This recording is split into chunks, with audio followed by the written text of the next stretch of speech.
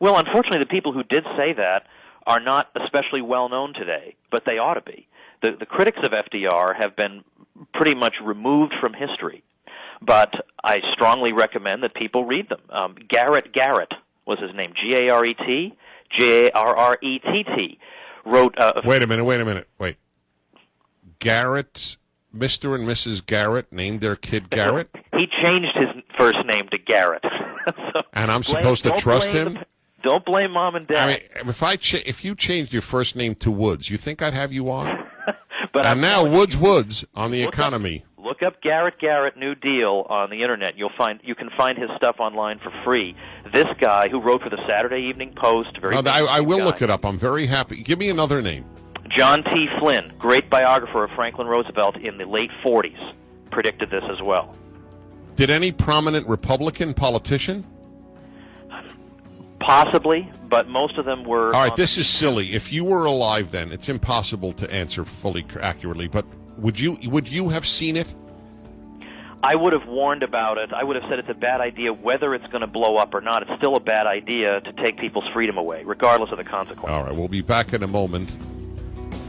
Book is rolled back. My friends, please allow me to thank you for spending some time with me, Dennis Prager, right here on Town Hall Radio. As we've been telling you, June is World Men's Health Awareness Month, and New Zealand's Nature Bee has a special deal for all the men, but time is running out. So here is the inimitable Mike Buck with the plan and the deal. Hello there, Dennis. Here's the plan. Nature Bee, the health food store, in the palm of your hand. All pure, 100% natural, organic plant pollen in these capsules. Got everything you need and nothing you don't. Nature Bee is going to come along, boost your energy, help your body purge those toxins out of there, give you better digestion, hair, skin, and nails are going to be looking better. And how about this, the key? Stamina to do everything you want to do, even in the heat of summer. Well, I become somewhat positively addicted to Nature Bee, my friends. It works for me. What's your special deal for World Men's Health Awareness Month? Yeah, that's a big mouthful, but let me tell you, a 6-month supply of the bee, still just $99.95 plus delivery.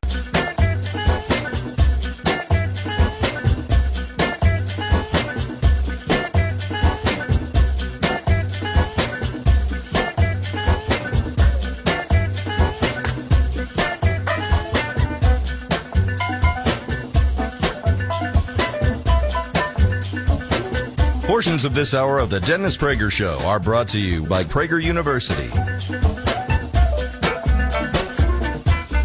Hi, everybody. You're listening to the Dennis Prager Show. Thomas Wood's a good candidate for Prager University, now that I think of it. I have to talk to you about that, sir.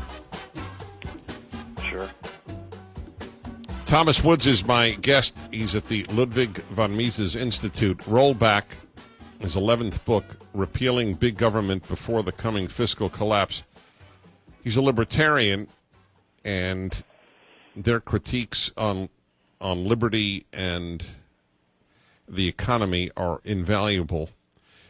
We would differ, and I love to have someone of your caliber to talk this over with, and I don't want to spend the rest of the time just on this, but I'm conservative as opposed to strictly libertarian. I'm libertarian on economics, but I do think that the United States being the strongest military presence in the world is a very good thing for America and for the world. Do you differ? Well, I do, and I used to hold that opinion years ago, but I more or less came to the conclusion that I don't trust them any more to do that than I do to, tell me what kind of milk I can drink or to try to encourage employment. I think that much of what we get from the Pentagon is just as much propaganda as what we get from the Department of Labor. And I think the result has been an enormously expensive case of imperial overstretch that I think has been counterproductive and I think has been aimed at ends that are not traditionally conservative. I mean, Russell Kirk was probably the most significant conservative thinker after World War II, and he would have been extremely skeptical of, trying to bring feminism to Afghanistan or, to install a new regime in Iraq. He was even against the Persian Gulf War of 1991. I think there needs to be more open and civil discussion among conservatives about episodes like this, because this is not a matter of, some people hate America and others love it, and that's why some people are against the military presence. I think it's everybody loves America. The question is, what's the best way to safeguard her future? And I think the money and the moral costs of this are becoming every day just simply too great to bear. Mm. Well, I won't spend much time differing. It's important for people to hear a reasoned other view. But in a nutshell, the world abhors a vacuum, just like nature abhors a vacuum, is my view. And if the United States is not the most powerful presence on Earth, then bad people will be the most powerful presence on Earth, or the United Nations will, which is equivalent to bad people. So why would that be morally a superior world in your view? Well, when I say morally, I mean that it appeared to, I discovered at one point, probably about 10 years ago, that I felt that the current bipartisan foreign policy consensus was really having a dehumanizing effect on me. It was causing me to look the other way when my own government was guilty of doing atrocious things. And so, for example, the sanctions regime on Saddam. Now, a lot of people say, well, look, if Saddam hadn't spent all his money on palaces, then he could have fed his people, whatever.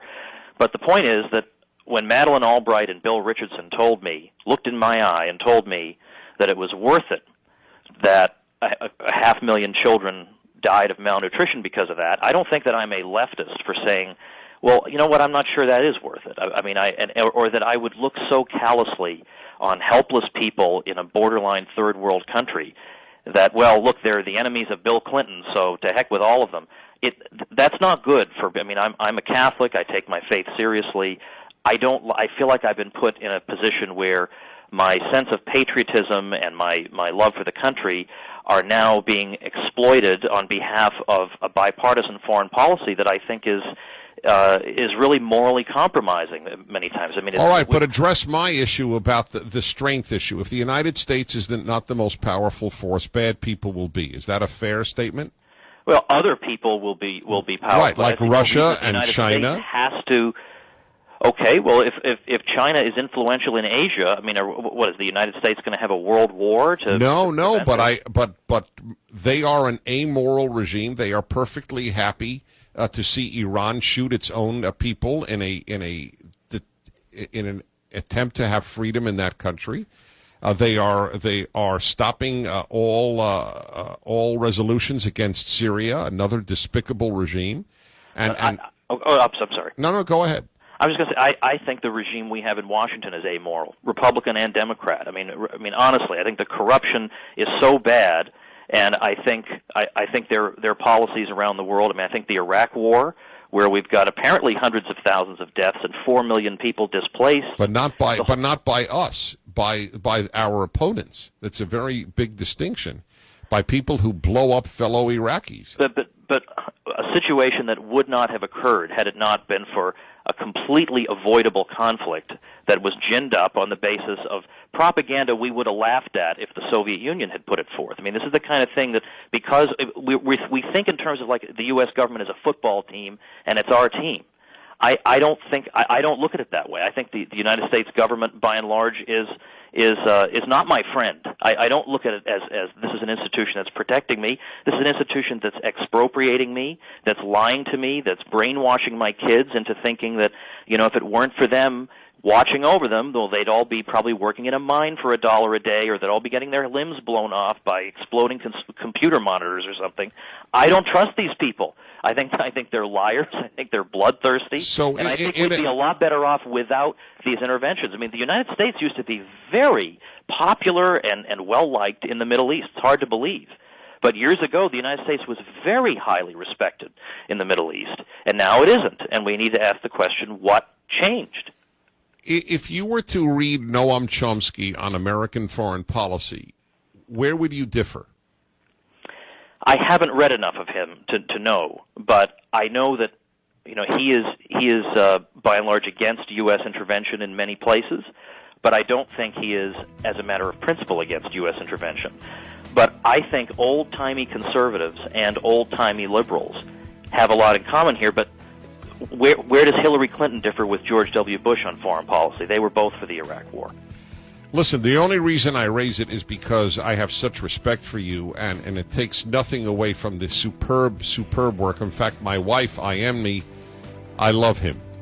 And she was referring to you. So I just want you to know what great work you do in the economic sphere. Appreciate that. All right. Thank you so much. The book is Rollback. It is up at DennisPrager.com.